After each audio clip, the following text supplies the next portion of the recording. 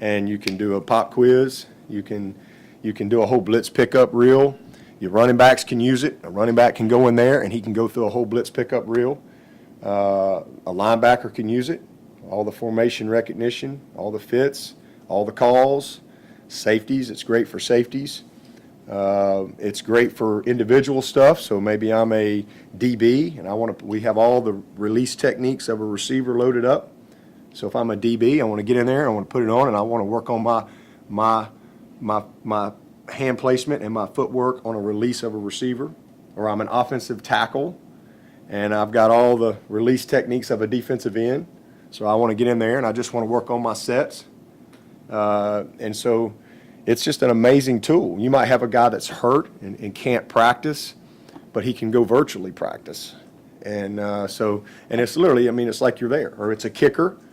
So depending on how you set the camera, the kicker, he can literally virtually go and stand there and watch himself kick. And it's really hard to describe, but it's not like you're watching a video. It's like you're literally there. So it's a pretty cool thing. So we use that and have for quite a while from a preparation standpoint. But we have the ability to kind of go visit those places virtually.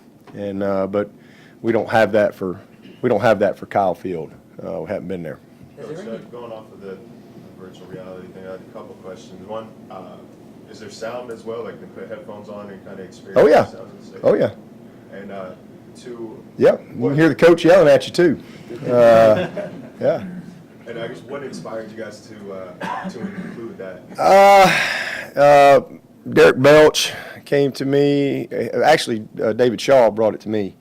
I was with David Shaw probably, I don't know, maybe 4 or 5 years ago, and we were on a trip together, and he just said, hey, I got something I want to show you.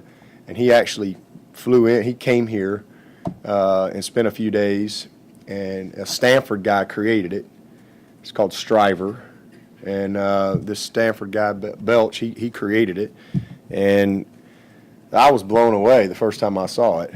I was like, this is crazy. And so we got it. Like I said, this is either our third or fourth year, and it's just, Striver's gotten better. Now, most of the NFL teams have it, a bunch of the college teams have it, but I think we were one of the first, which is that's why David offered it to us. He wanted me to see it, and then they worked well with us in helping us kind of get up to speed and how to use it. But it's something that's become very mainstream. I'm sure there's other companies doing it and all that stuff, and there's so many different uses that it could be. It could be a fan. Fans use virtual reality and stuff like that. But it's a good tool. It's a good tool, just another teaching tool. What's that? You remember the first thing you saw? Yeah, we were in the team room over at the West End Zone, and I put it on because I didn't understand it.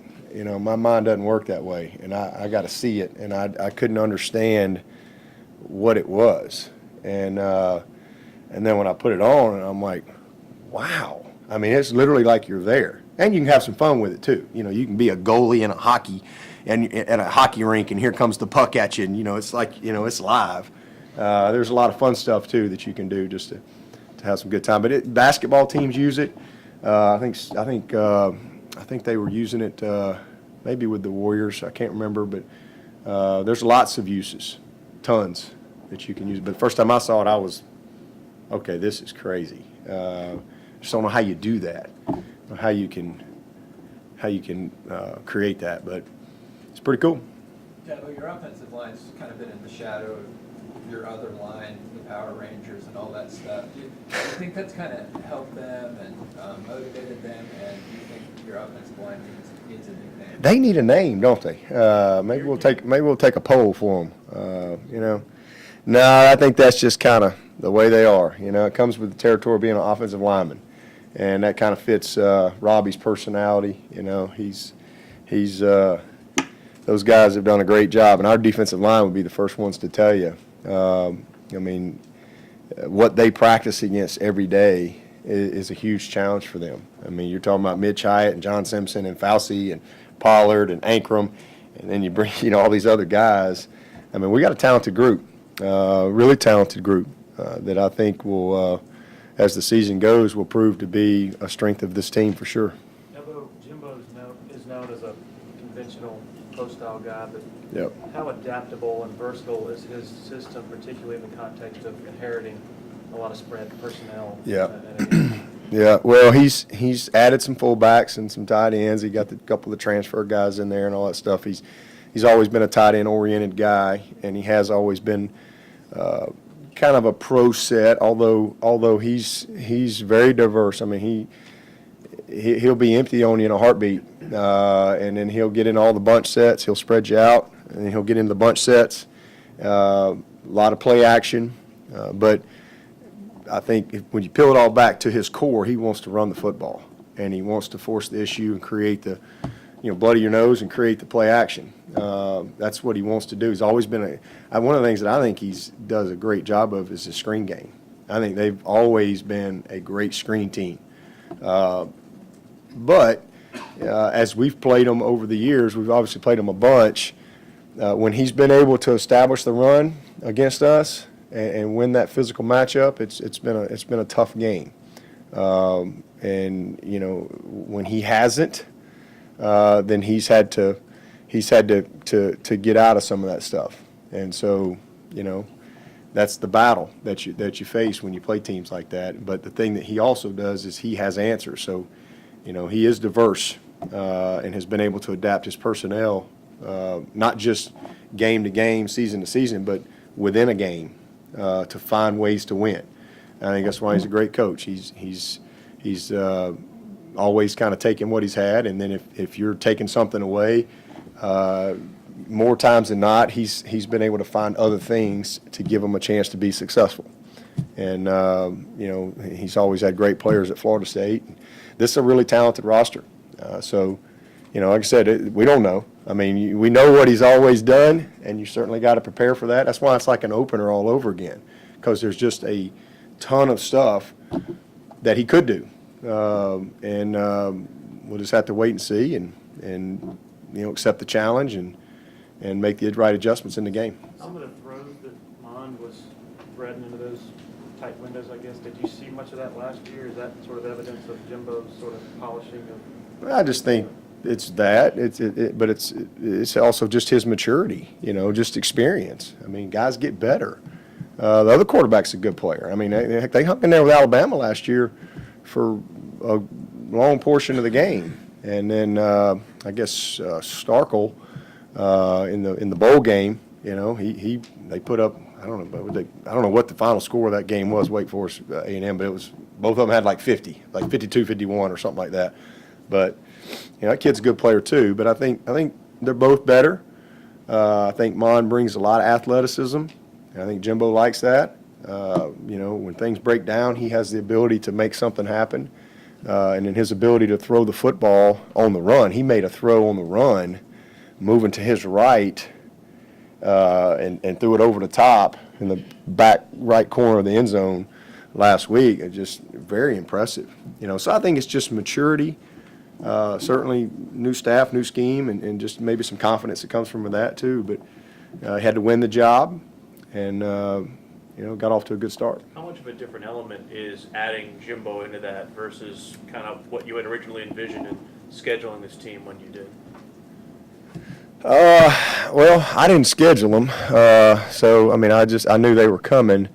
So when it was scheduled, I don't know how many years ago, whenever that stuff was scheduled, I didn't really think much about it, to be honest with you. I just kind of live in the moment, and but because of this reason exactly, that's why I don't really get too far ahead and get excited about somebody when playing 5 years from now, because lots of things change, and so I just, I knew just playing Texas A&M when that happened would be a great trip, because I've been out there one time, and then the opportunity to bring them back here, play a great SEC opponent. I was all for that, but didn't really put much thought into, their style of play or the coaching or any of that stuff. Like I said, because that's kind of a year-to-year deal. Coach, in talking to Kelly and Trevor, seems like they're handling this whole competition beautifully. No tension or egos whatsoever. You think that kind of attitude is contagious on your team, or is that something that you try to hone in on in the recruiting process? Well, I just think that's the character of our team. And, I think Kelly is, I mean, it starts with him. He's the guy that's been here. He's going to set that tone. And he's a great leader. He's just a great young man. I mean, he's a great person. And he gets it. I mean, he understands. And that's why I'm just one of the reasons that I'm so proud of him, because he's been a great example to his teammates. Everybody wants to be the guy, but everybody has to earn it. And he understands that, and he's handled it well. He's embraced Chase, and he's embraced Trevor very well, and has been great leaders for those guys. And then at the same time, he got to turn around and compete. So it's been awesome. And then you throw in the fact that Trevor and Chase are just great kids. I mean, these are same thing, just like Kelly. They're just good people. I mean, they just happen to be good quarterbacks, but they're good people. They're just really good young people that respect the process and respect the competitive situation and just try to focus on what they control and not lose focus on who they are as a person. So it's been great to watch them compete. There's been a couple of multi-quarterback systems in the country of prominent programs. Do you think it's a wave of the future just to kind of keep everybody happy and not have all these transfers, or do you think this is just a special circumstance with a couple of teams? Do I think what